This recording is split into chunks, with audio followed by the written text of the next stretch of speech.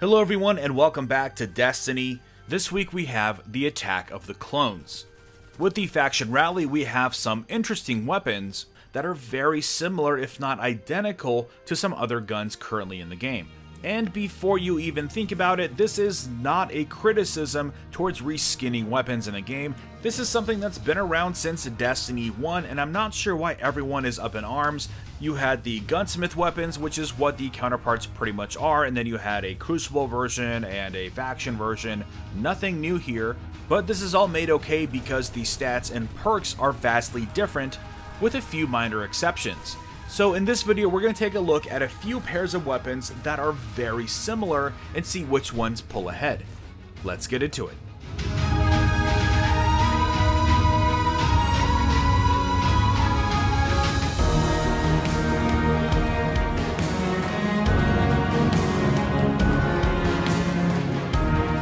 So first off we have Better Devils. The trait for this gun is explosive payload. Projectiles create an area of effect detonation on impact. It falls into what I would consider the mid-tier for hand cannons for RPM, has 10 bullets in the mag, and also has a fantastic reload speed. The Better Devils is my favorite kinetic legendary in the game, at least for PvE purposes. It just feels really crisp and has really good initial accuracy, which I think is common with most hand cannons, but the real value comes with the fact that it can single shot most red bars with a critical hit, which is going to play in a little bit later. Now that weapon is compared to True Prophecy. As soon as this weapon came out, a lot of people thought it would be better than the Better Devils because of the timed payload, which is that projectiles attach to enemies and explode after a short delay. It also features slightly higher range and impact than the Better Devils, but it has significantly worse reload speed. Yes, it has alloy mag, which does help with the reload speed, but you know how I feel about perks that have to make up for a weapon's shortcomings. Perks need to make a weapon special, not adequate. However, if we would have had flared magwell instead, that would have been a little bit better.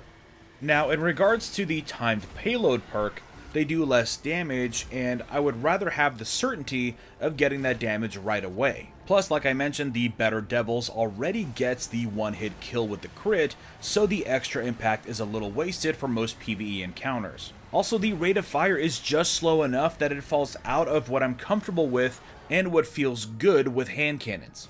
Overall, it's not a bad weapon, but it will not replace my Better Devils. But that's just me. Let me know what you think. For the second pair of clones, we start with Uriel's Gift, the auto rifle. A lot of people love this weapon, including me. It is my go-to energy auto rifle. For some reason, tap the trigger just feels really good with an Amalon auto rifle, and that's why it's so effective. I mean, this thing is really stable and barely moves around. It also falls in that mid to low rate of fire tier, which is really practical to use burst fire. This thing is awesome in the raid, it's great in PvP, it's just a fantastic auto rifle, it's near perfect. And of course, that's compared to the number from Future War Cult.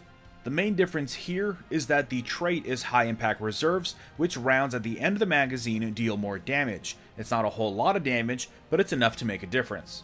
So in the end, it's not as stable as Uriel's Gift, but it does the job. In PvE, you're hardly going to notice the difference. Where it is going to make a difference is in PvP, where a few points of damage can mean the difference between winning and losing a gunfight.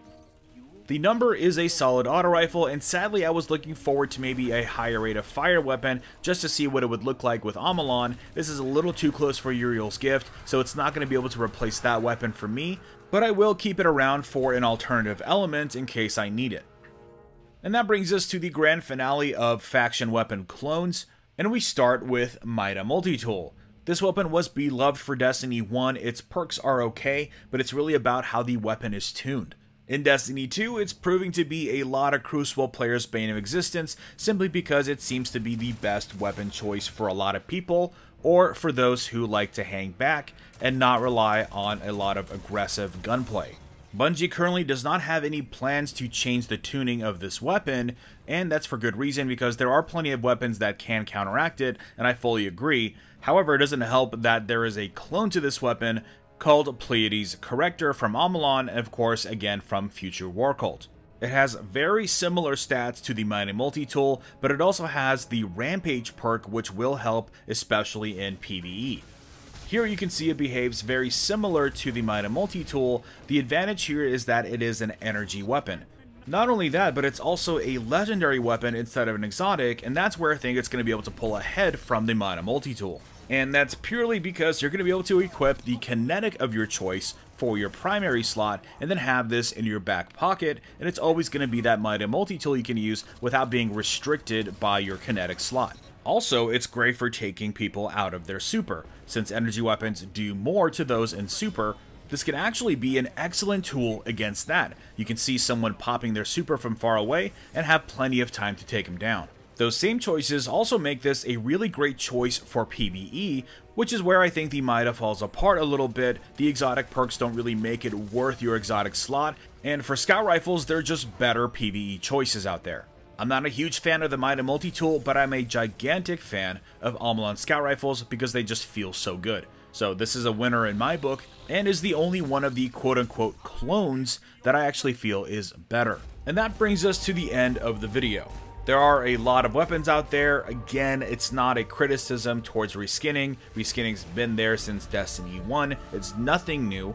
There are plenty of unique guns in the game. We have a brand new foundry. The raid weapons and trials weapons are very unique looking, so there's no shortage of different unique looking weapons in the game. Plus, we have been recently told that we have not seen all the guns in the game before the first DLC, so there's going to be new guns. My thought is that they are going to be those Iron Banner weapons, but we'll just have to wait and see. Anyways, let me know what your thoughts are on these comparisons. Do you agree with my choices? Let's discuss. Also, before I go, I want to let you know that my shirt sale is still going on for a few more days. You can get 30% off my I Do It for the ENGRAMS t-shirt by visiting the link below and use code FF30 at checkout.